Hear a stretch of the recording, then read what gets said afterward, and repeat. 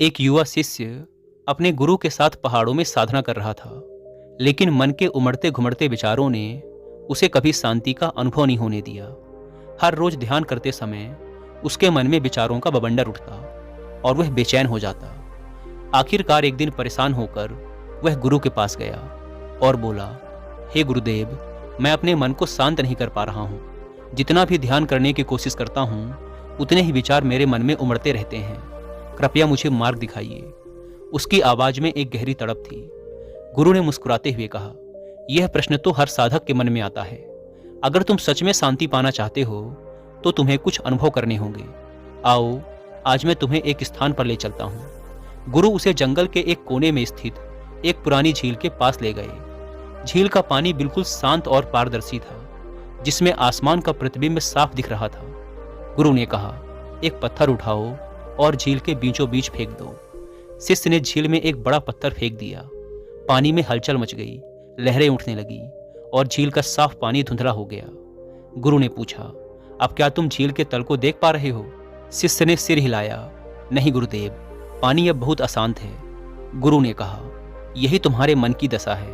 विचार तुम्हारे मन में पत्थर की तरह गिरते हैं और उसे अशांत कर देते हैं। शांति पाने का तरीका यह नहीं है कि तुम इन विचारों से लड़ो या उन्हें रोकने की कोशिश करो, बस इनका साक्षी बनो।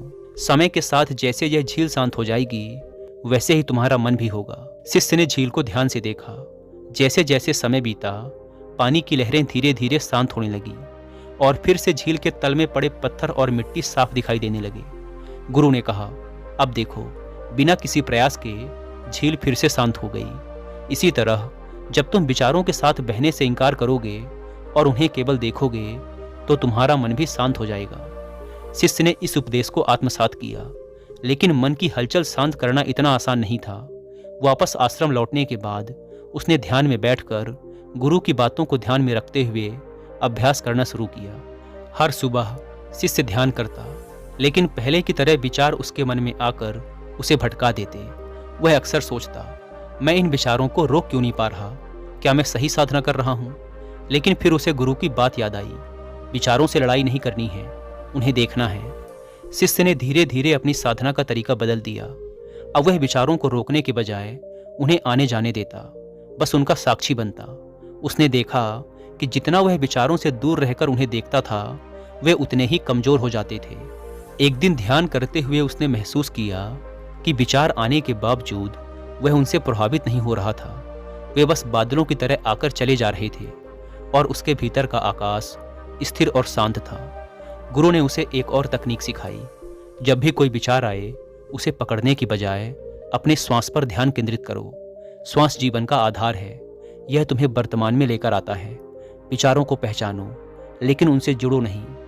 इस सुझाव के बाद शिष्य ने हर बार जब भी कोई विचार आता, उसे बिना किसी प्रतिक्रिया के स्वीकार किया और अपनी सांसों पर ध्यान केंद्रित करने लगा। धीरे धीरे उसे महसूस हुआ कि उसके मन की गतिविधियां कम हो रही हैं। उसके भीतर की हलचल शांत होने लगी थी।